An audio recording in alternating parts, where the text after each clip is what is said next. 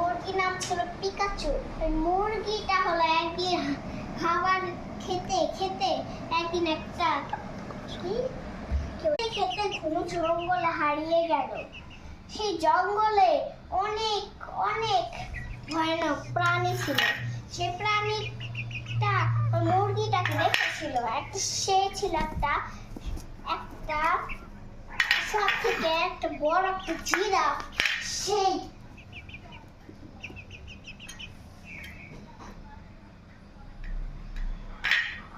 অনেক অনেক বড় বড় জন্তু, যেমন জিরাফ, তারপর গরজিলা ছিল ওখানে। ওইগুলো তো ওখানে দেখেছে। এখন জিরাফটা কি করবে? এখন জিরাফ তো ঘাস খাচ্ছিল। জিরাফটা লক্ষ্য করেছে। জিরাফটা দৌড়ে গেল। গরজিলাটা বলল যে, পিকাচু, তুমি কি আমাকে কিছু খাবার দিতে পারো?